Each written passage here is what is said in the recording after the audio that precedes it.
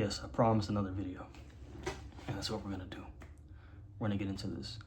And this is gonna be a very heavy video.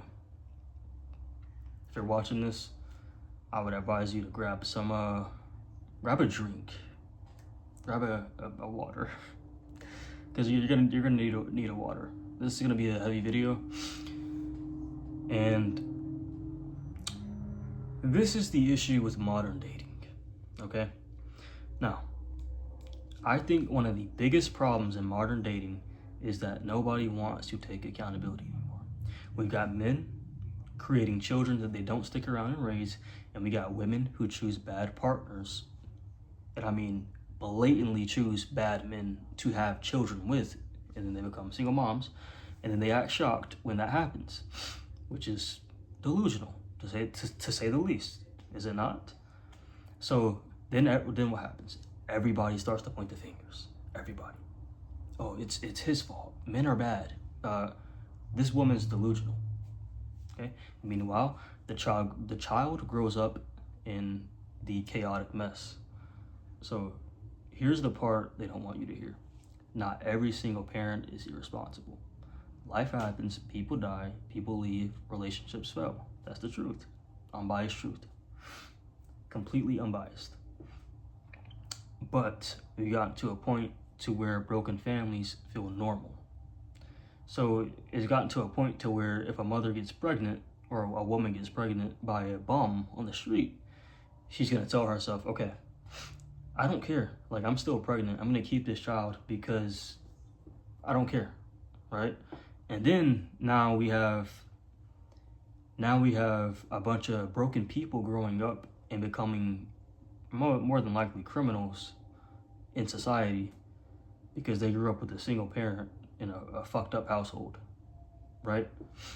So, and it's been normalized. It's just crazy out here, man.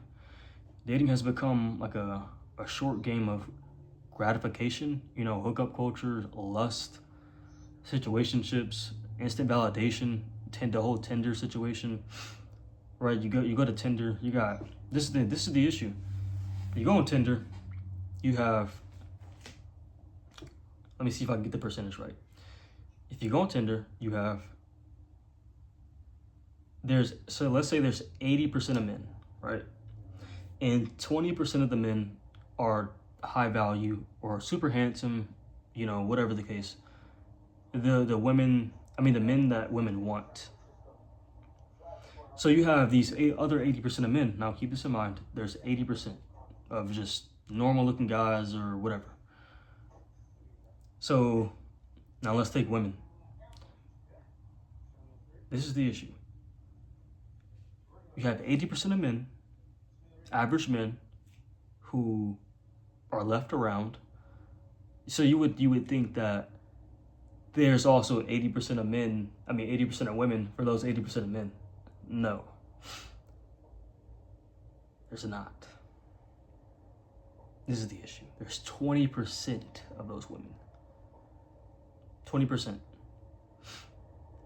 So I'm going to reverse it. 20% of those women, sure, they'll date that guy. But the rest of these 80%, doesn't even matter if they're average, ugly, or fat. You got fat chicks and ugly chicks trying to chase that 20%. So now you got all these 80% of guys who are average, and you got the other women who are average and whatever. But they're not going for the average guys or the ugly guys or the fat guys. They're all trying to chase people who are 20% and above. It's an issue when you have fat chicks trying to talk to me. That's an issue. Fat chicks trying to talk to anybody, isn't it? Fat dudes, fat people in general, okay? I don't mean to fat shame, but come on. But regardless, that's the issue. And that's like the instant validation. They ate all hookup culture. All of it goes into that. And nobody's thinking 10 years ahead anymore. So it's like people ask themselves, do I like this person? Instead of, would he make a good husband? Would she make a good wife? Or would this person make a good father or a good mother? They only ask themselves would I have sex with them? Would I not love, but would I like them or be attracted to them? So then what happens, right? We just talked about this. Women will ask, even men. Well, I'm talking about women because they have the higher